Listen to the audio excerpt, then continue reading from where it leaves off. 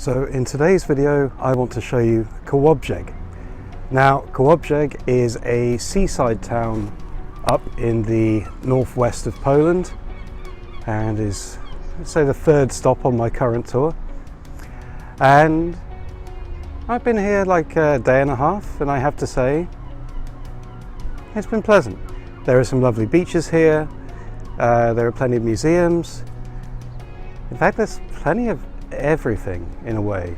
I'll go into it, but this place is one massive tourist trap, essentially, of a city. Not to say it's not worth coming to, but you can certainly expect to, they find every way they can to tempt you to spend your money, as I found out a few times. So I hope you enjoy this video. I'll try and show you as much as I can do about what you can do here, and enjoy. Dzień dobry.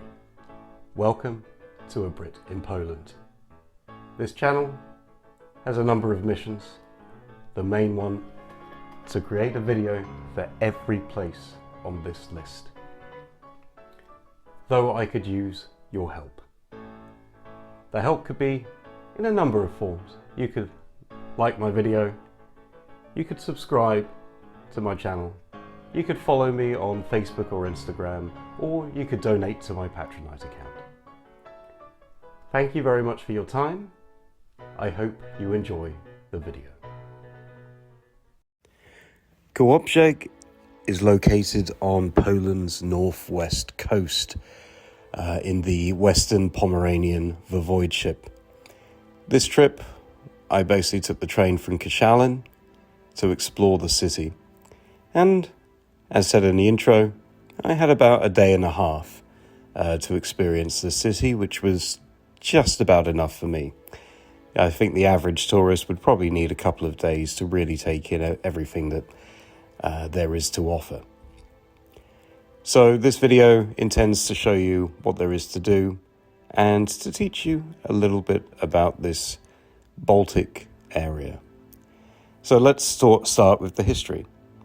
So Kołobrzeg actually began life as an 8th century settlement known for obtaining salt from brines, and a stronghold was established in 880. It was incorporated into the Polish state by Mieszko I in the 10th century, who then expanded the fortifications, and this will be a bit of a running theme. Around the year 1000, a bishopric was established by Bolesław the Brave.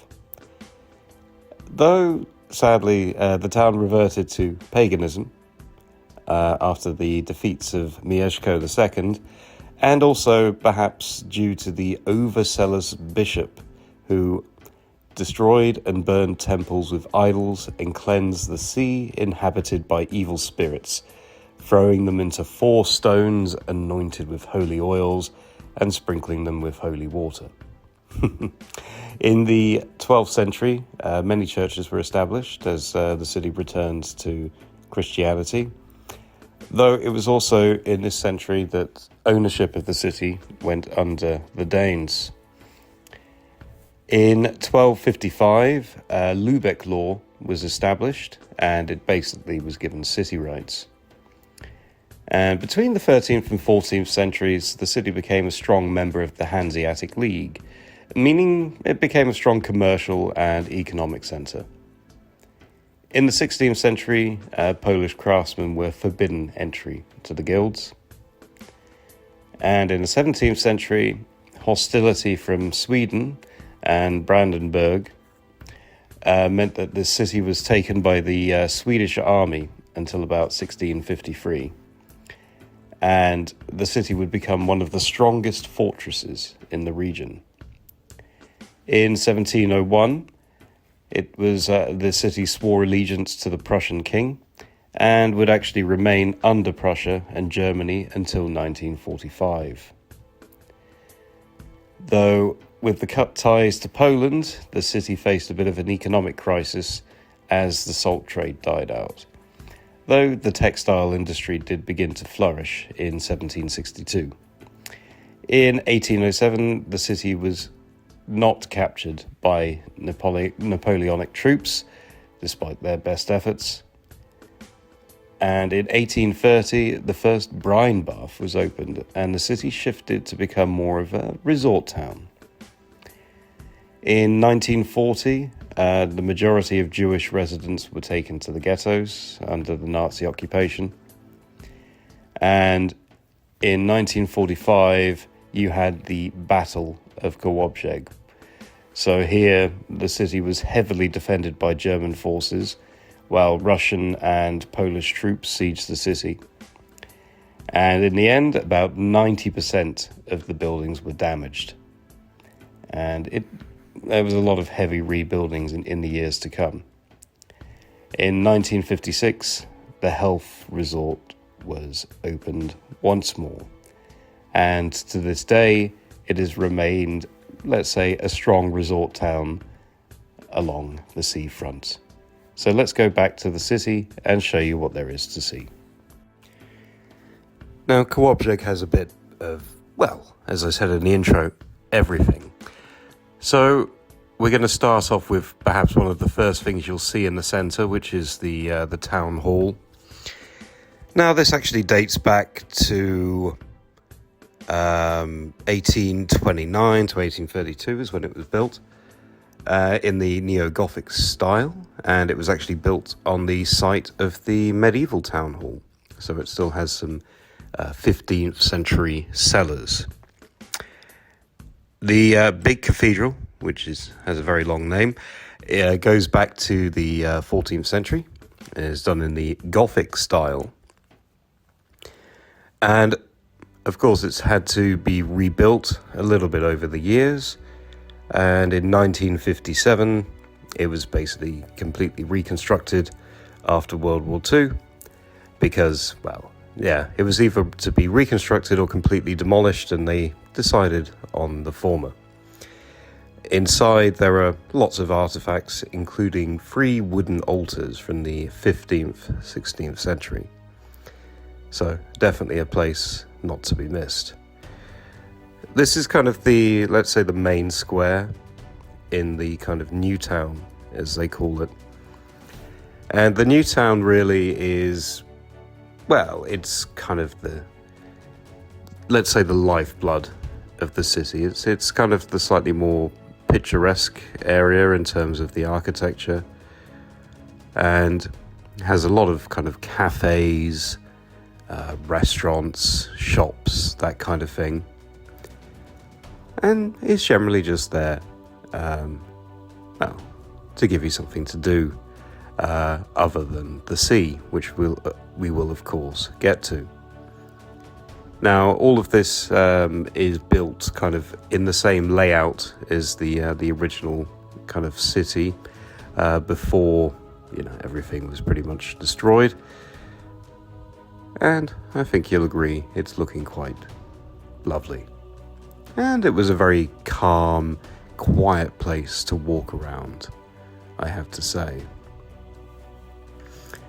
And next up, we have the Fuse Tower, or Braszta Lontowa, which is very close to the hotel I was staying in. And it was the first kind of old historic building, and generally these tend to date back to the 13th century, from what I've seen. There's some interesting kind of knight sculptures out the side of it, which I thought was quite charming.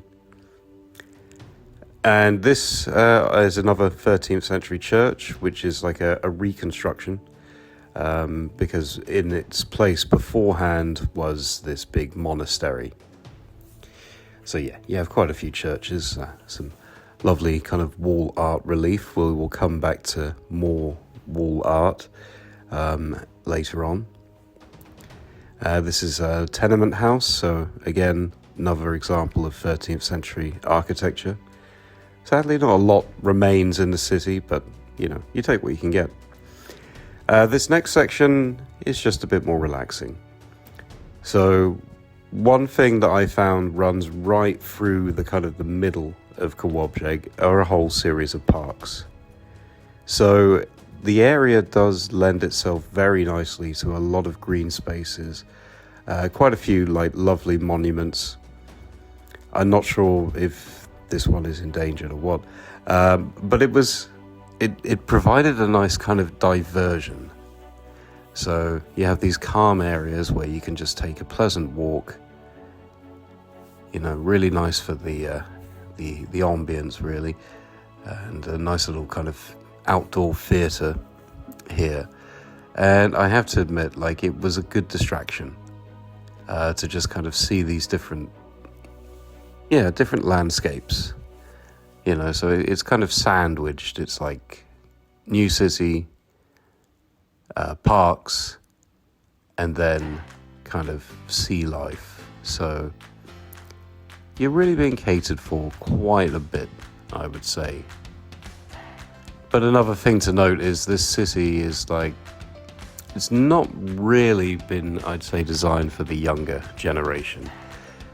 You have a lot of restaurants. You don't necessarily have a lot of bars, which I will come to a bit later. But it is very picturesque. A lot of monuments, which Poland is great for. A lot of nice squares. And yeah, I actually found this city on the whole to be a very relaxing experience. I think definitely helped by the warm weather.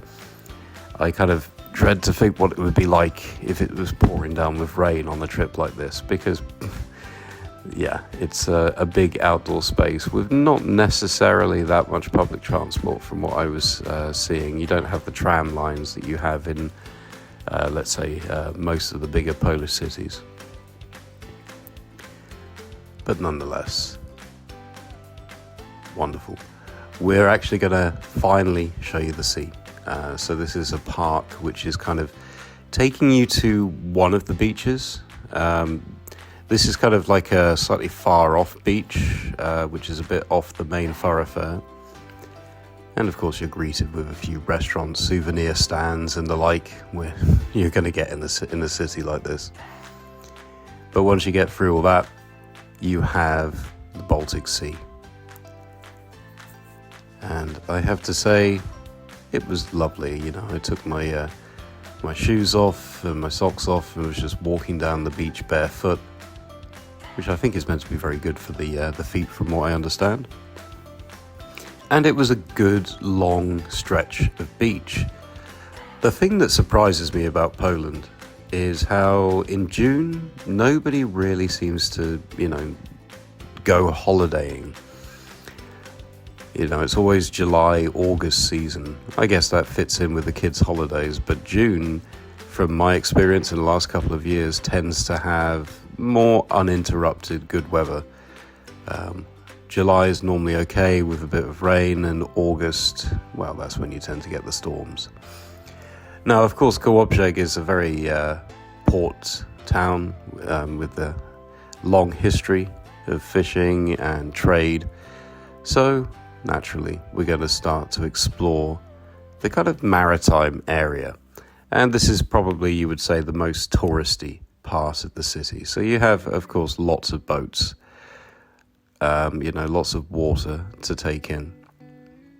And on the way, you had this little fort as well, which, from a distance looked quite impressive. And then you get inside, and actually it's more of a, let's say, it's been converted into some kind of cafe or something like that.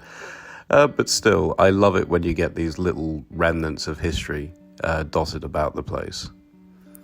So now we're going to resume our journey and show you a bit more of the port life. And of course, there are lots of these sorts of stalls and stands selling things.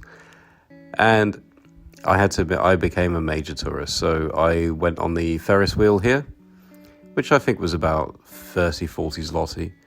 And it actually spins you round about 3 or 4 times. So it's a good way to get a nice view of the city and to just relax and take in the sights. And you really get to see, like, I'd say a good scale of how big Kołobrzeg is. It's not the biggest city in Poland, certainly. It's only got about 45,000 residents, I think, that live there all year round. And here from the port, I also took a little boat trip, which I think was about 40 minutes for what, 50, 60 zloty? God, I can't remember. But it was, again, a nice way to see the coastline, a great way to just get out into the water and to, really kind of take yourself away and just soak in the atmosphere. And we're coming back in to port now to resume our journey. And here we're going to talk about the Kołobrzeg Lighthouse. So the original structure was built in 1666. And I think that was wooden. It was rebuilt into a fancy new design in 1899. And in 1909, it was replaced with brick rather than the wood. And this was destroyed by the Germans in 1945.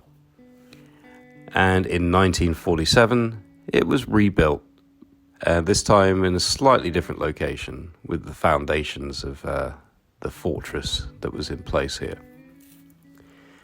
And now it gives you a lovely view and a few stairs to climb. So getting back out to the port, we're now going to walk a little bit along the deck here. So again, you can see another more popular beach, and we get to the monument of Poland marrying the sea. And this was basically a ceremony that took place, like a big mass, to kind of celebrate Poland again, kind of having access to the sea, I believe, after the First and the Second World Wars. And here are a series of bird statues which I discovered along the way. If anyone can give me the significance of the Kołobrzeg birds, I would be very curious to know. But you find them dotted everywhere. I don't know if I missed any, but certainly I think I got a reasonable selection. So now we're going to do a quick run through of some of the museums. So this is the Arms Museum. You saw a lot of the footage when I was talking about the history. And you can actually buy a ticket, which gives you access to the first 3 museums, which I'm going to show you on the list. The Braunschweig Palace, which I think is maybe 16th century, maybe not.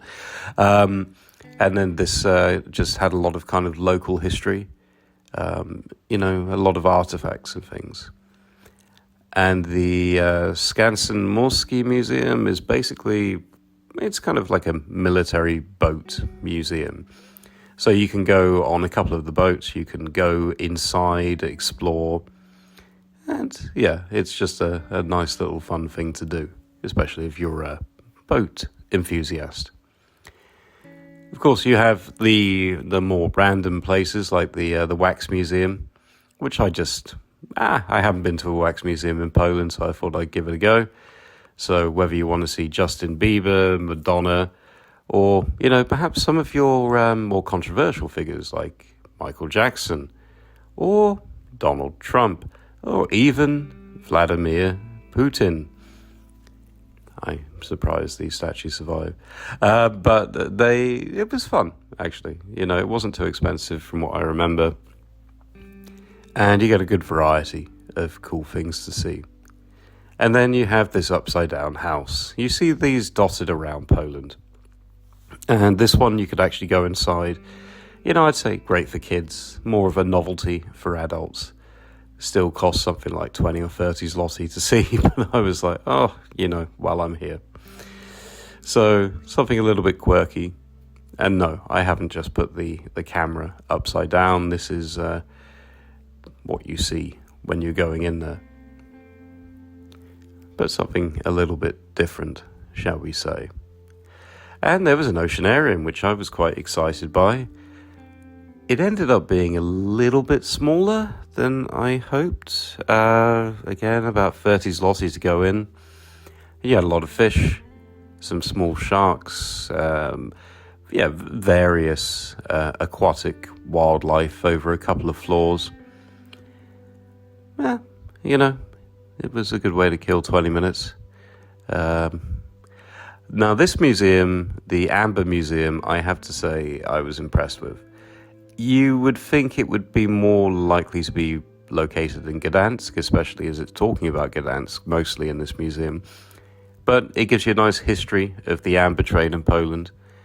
It tells you about the various techniques for sorting amber and finding amber. Gives you lots of cool things to see, like, amber paintings. Tells you about the medicinal applications of amber.